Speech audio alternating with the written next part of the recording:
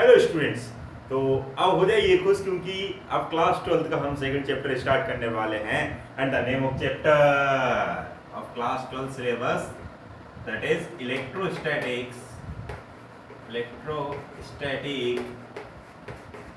Potential and capacitance.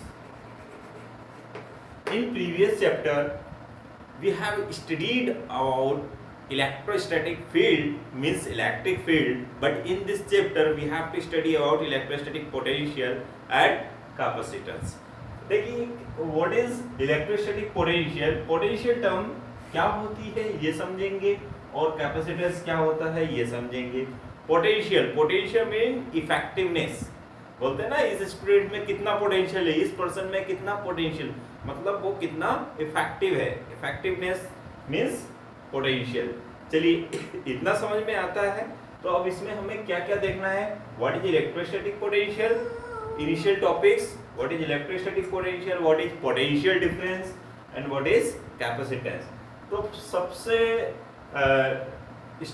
पहले topic start करते हैं डेफिनेशन ऑफ इलेक्ट्रोस्टैटिक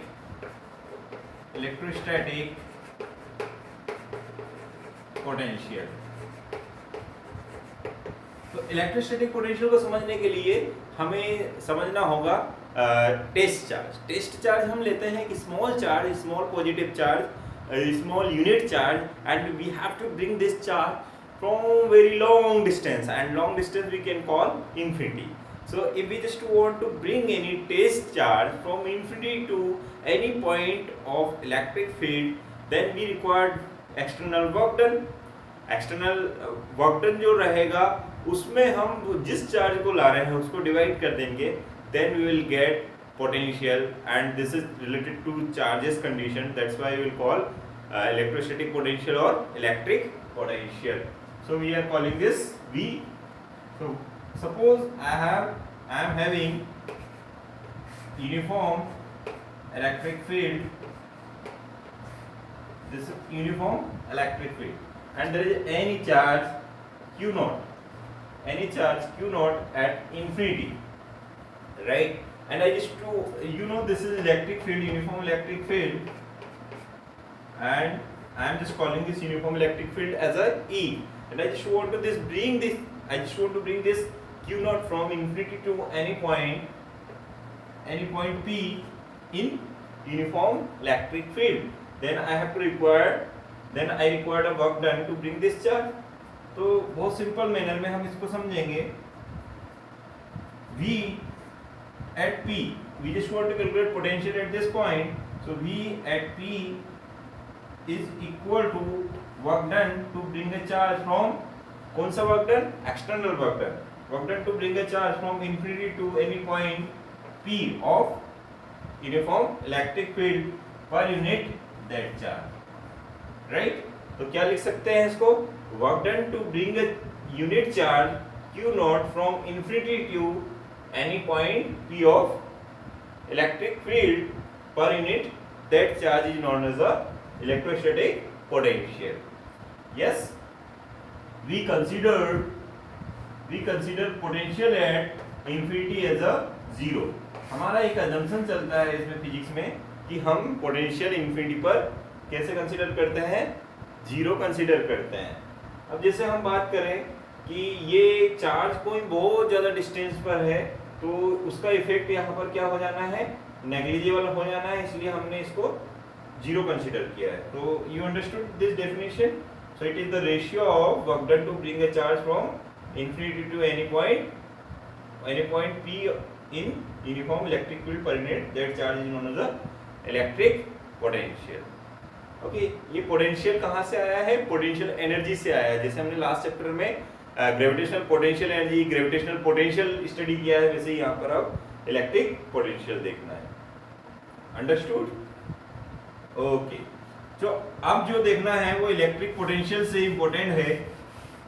ये तो जस्ट एक टर्म है, बट मेन टर्म हमें क्या रिक्वायरमेंट होती है? पोटेंशियल डिफरेंस, या इसी को हम क्या कहते हैं? वोल्टेज। तो एक्चुअल टॉपिक हमारा क्या है? पोटेंशियल। डायरेक्टली लिख लेता हूं मैं, पोटेंशियल डिफरेंस। पोटेंशियल डिफरेंस या इसी को हमने क्या बोलना है, वोल्टेज, राइट ना। वोल्टेज हमने सुना है, क्यों स्टडी करना चाहते हैं वोल्टेज या potential difference. In previous chapter we discuss about electric at stationary condition. Now in next chapter we will study about electricity और electric current. If we just want to study electric current, तो electric current को हमें क्या चाहिए, electric current means flow of charges. और if we just want to flow of charges, अगर हम charges को फ्लो करना चाहते हैं तो हमें क्या चाहिए, कुछ डिफरेंस चाहिए।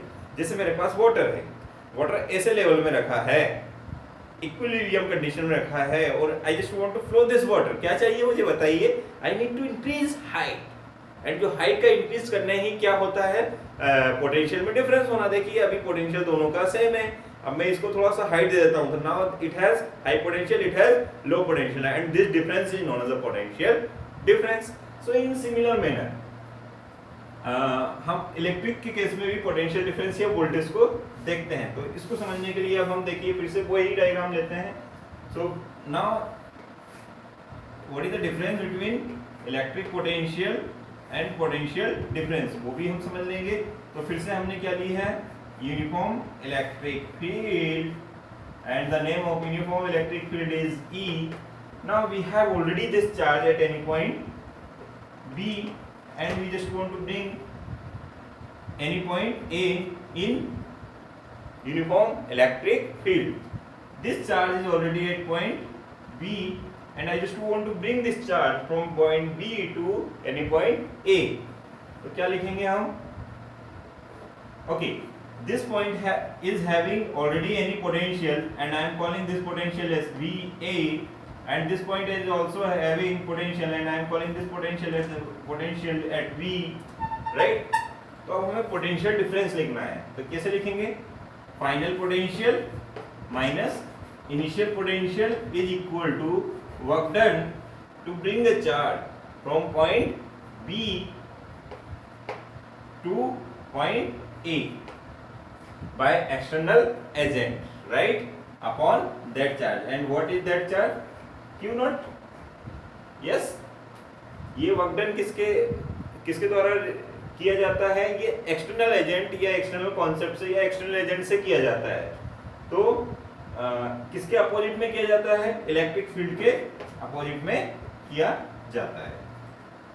Getting my point. चलिए, तो अब हमें देखना है ये potential difference VA minus VB है, इसको चाहे तो हम डायरेक्ट क्या लिख सकते हैं, V, right. V is equal to work done to bring a charge from any point B of electric field to another point, that is nothing but point A upon unit charge. तो अगर आप इसको simple manner में definition लिखना चाहते हैं तो क्या लिख सकते हैं, work done per unit charge, ये नोन एज द वोल्टेज। और पोटेंशियल डिफरेंस, अगर पोटेंशियल डिफरेंस है तो किसी सर्किट में करंट फ्लो होगा। इसलिए तो आपने देखा होगा कि जो बैटरी होती है या सेल होती है उसमें हम एक पॉजिटिव टर्मिनल दिखाते हैं जो लॉन्ग हाइट में दिखाते हैं, एक नेगेटिव टर्मिनल दिखाते हैं जो शॉर्ट हाइट में दिखाते हैं। इसका मतलब ये क्या है, वो क्या क्रिएट करता है, पोटेंशियल डिफरेंस, तभी हमारा करंट फ्लो होगा। कभी आपने देखिएगा प्लस प्लस से कनेक्शन करके देखिए करंट फ्लो होगा, नेगेटिव नेगेटिव से करके देखिए करंट फ्लो होगा, नहीं होगा, क्योंकि उस केस में क्या होता है, पोटेंशियल सेम होता है, और पोटेंशियल जब सेम होता है तो करंट फ्लो नहीं हो सकता है। तो आई होप डेफिनेशन तो यार बढ़ा सकते हैं, बहुत सिंपल सा है। तो क्या करें, अगर देखिए डेफिनेशन सिंपल से इसकी बनती है, work done to bring a charge from any point B to another point A in uniform electric field पर यूनिट दैट चार्ज। जिस चार्ज को आप लेकर जा रहे हैं कोई पॉइंट B से यूनिफॉर्म इलेक्ट्रिक फील्ड के कोई अदर पॉइंट A पर, तो वर्क आपको करना पड़ेगा, एक्सटर्नल वर्क की बात कर रहे हैं ना, कोई एक्सटर्नल वर्क करना पड़ेगा।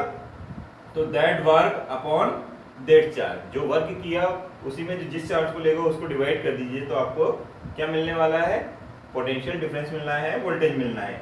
इस पर भी ऑलरेडी कोई पोटेंशियल होना है, इस पर भी कोई पोटेंशियल होना है, तो जिस पर जो पोटेंशियल था उसको VB बोल दिया था, A पर जो होगा उसको VA बोल देंगे, और डिफरेंस निकालेंगे तो फाइनल माइनस इनिशियल। तो final minus initial VA minus VW is equal to WBA upon Q naught, चाहे तो लिख लें। What is V? Potential difference. Potential difference short में पीडीवी लिख लेते हैं।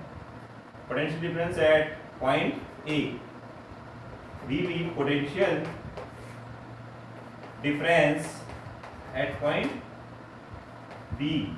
और क्या चाहिए? W, work done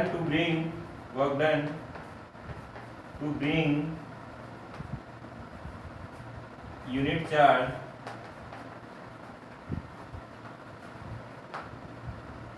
from A to B और in uniform electric field already. और क्या लिखना है? Q naught. Q naught is unit test charge, unit test charge. Is this clear? Definition हुई हमारी।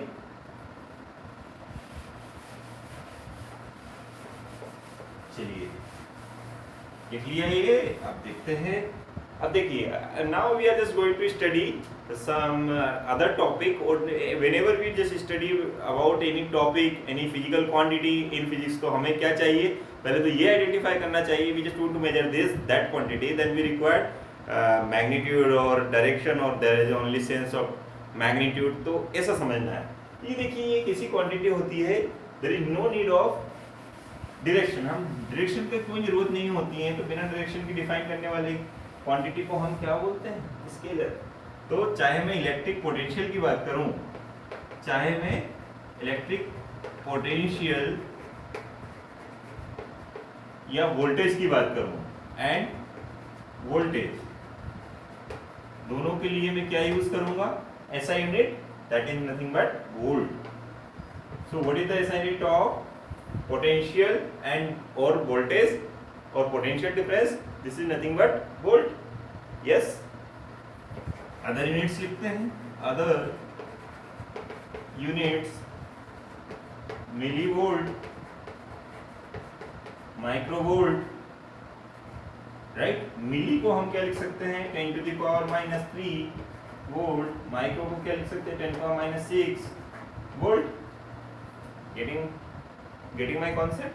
अब ये हमने पहले बता दिया ये कैसी क्वांटिटी है। तो इलेक्ट्रिक पोटेंशियल और voltage is a scalar quantity. कैसी क्वांटिटी है ये? स्केलर क्वांटिटी है। स्केलर क्वांटिटी है मतलब if we just want to calculate electrostatic potential or potential difference, there is no sense of direction, then we required only magnitude, that's why this is a scalar quantity। तो हमने देख लिया potential होता क्या है, उसको मेजर कैसे करते हैं। तो ऐसा यूनिट वोल्ट में मेजर करते हैं, other unit millivolt, microvolt हो सकती है, और भी अदर हो सकती हैं।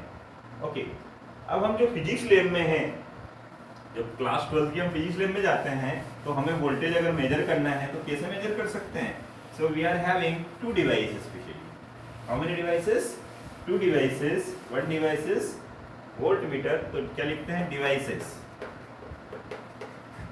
डीसी वोल्टमीटर भी हो सकता है, एसी वोल्टमीटर भी हो सकता है, बट फिजिक्स लैब में हमारे पास क्या होता है? डीसी वोल्टमीटर होता है, डीसी वोल्टमीटर। तो अब हम क्या लिखने वाले हैं? डिवाइसेस। किस डिवाइस से हम फिजिक्स लैब में मेजर करेंगे? तो दैट इज वोल्टमीटर। अभी हम जो देख सकते हैं वोल्टमीटर जो डीसी होता है, वोल्ट मीटर, जिसका सिंबल हम V यूज करते हैं, positive negative, right. Volt meter में 2 टर्मिनल्स होते हैं, पॉजिटिव एंड नेगेटिव, जिससे हम वोल्टेज या पोटेंशियल डिफरेंस मेजर कर सकते हैं। एक्चुअली ये कैसा होता है? डीसी होता है, राइट। अब ऐसा ही एक डिवाइस और यूज करेंगे आप वोल्टेज कैलकुलेट करने के लिए या पोटेंशियल डिफरेंस कैलकुलेट करने के लिए। So another is what? Potentiometer. Another device is potentiometer. This device is more sensitive as compared to the voltmeter. इससे हम एक्यूरेसी के साथ में वोल्टेज मेजर कर सकते हैं। कोई प्रॉब्लम नहीं। आपके जो फिजिक्स टीचर हैं वो आपको इससे रिलेटेड प्रैक्टिकल्स करवाएंगे। तो इससे रिलेटेड हमारे क्लास 12 के सिलेबस में 2 प्रैक्टिकल्स है। तो तो इससे भी हम क्या मेजर कर सकते हैं, ये फर्स्ट है ये सेकंड है, ठीक है ना। क्या मेजर कर सकते हैं, पोटेंशियल डिफरेंस, और एक्चुअल मेजर करेंगे। इससे कैसा मेजर करेंगे, एक्चुअल। बट इसमें हमें एक्चुअल कभी नहीं मिलेगा, कुछ ना कुछ कम ही मिलेगा। ओके, क्लियर है। चलिए, तो हमने समझ लिया कि ये यूनिट इसकी यूनिट क्या है, ओके, मेजर कैसे करते हैं, ये क्वांटिटी अपने आप में क्या है। तो अगर मैं बोलूं कि 1 वोल्ट क्या है, क्योंकि हमें डिफाइन करना पड़ेगा ऐसा यूनिट में 1 वोल्ट हमारा कैसा बना है। तो 1 वोल्ट क्या किया था हमने, पोटेंशियल डिफरेंस था, potential difference equal to work upon charge. तो 1 वोल्ट क्या है, तो 1 volt is equal to what was the work upon charge. तो अगर हमने ये वर्क लिखा और वर्क कितना है 1 जूल और चार्ज कितना था already 1 unit, 1 unit means Coulomb. तो लिख देता हूं मैं, अगर वोल्टेज या पोटेंशियल डिफरेंस कितना है, वोल्टेज और पोटेंशियल डिफरेंस अगर मैं लिख दूं कि ये कितना है 1